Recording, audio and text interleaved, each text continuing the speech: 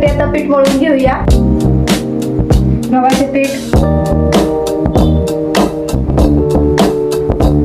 थोडंसं बेसन पीठ, 1 वाटी रवा. रव्यामुळे भट्ट्या खुसखुशीत होतात.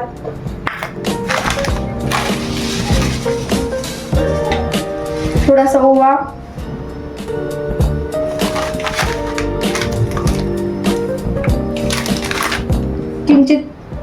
किंचित सोडा, मीठ,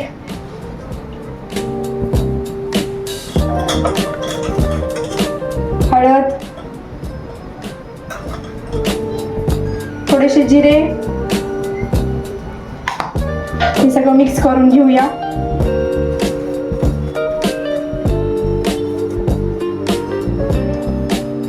तूप टाकलं तरी चालेल, पण मी तेल टाकते इथं.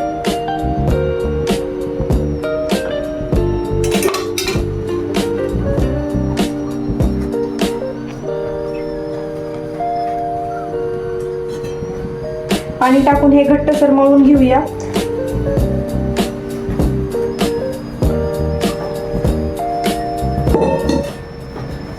एकदम घट्ट मळायचंय भट्ट्यासाठी. मीठ आपण चपातीला मळतो तसं नाही.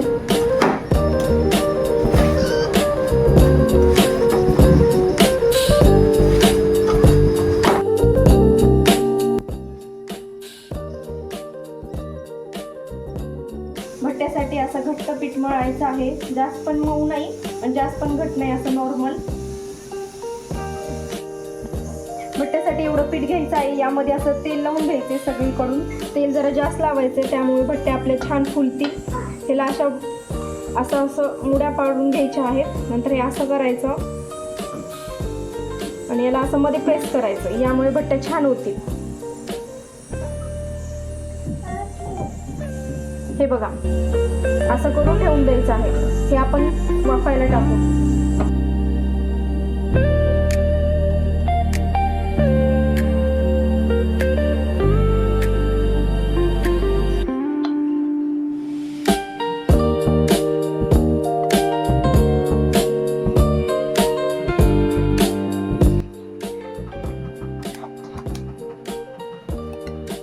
पाणी उकळलं आहे. यामध्ये मी आता गोळे टाकून घेते.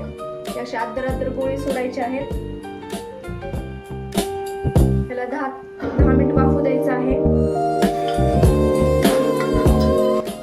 हे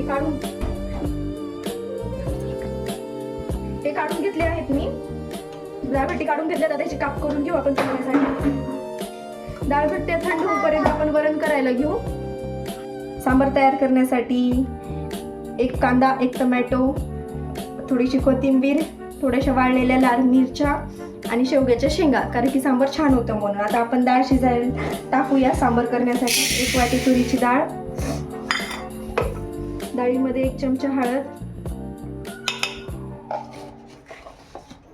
1 चमचा मीठ,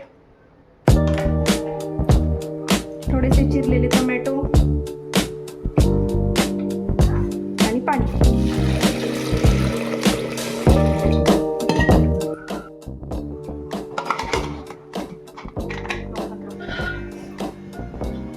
पटापट सगळ्या ह्याच्या वड्या काढून दाखवते तुम्हाला.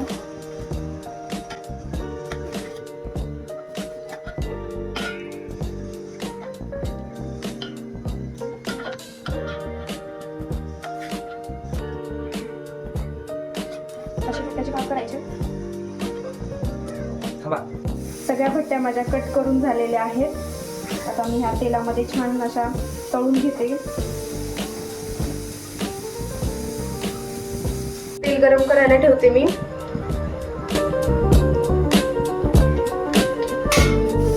डाळभट्टी करण्यासाठी तेल कडकडीत असं गरम झालेलं आहे. या डाळभट्टी टाकून घेते.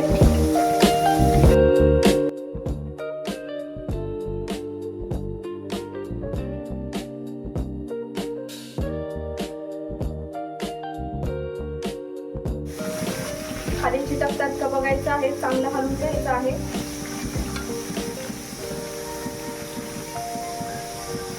असे ब्राऊन ब्राऊन होऊ द्यायचे. हे बघा कसे तळलेत. लालसर थोडासा कलर आला की मग काढून घ्यायची.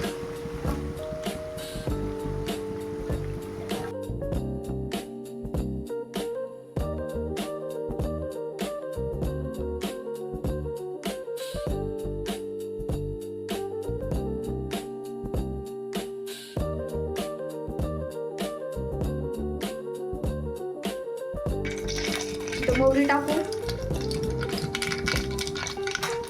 1 चमचा जिरे, तेजपान टाकत आहे, 2 वाळलेल्या लाल मिरच्या,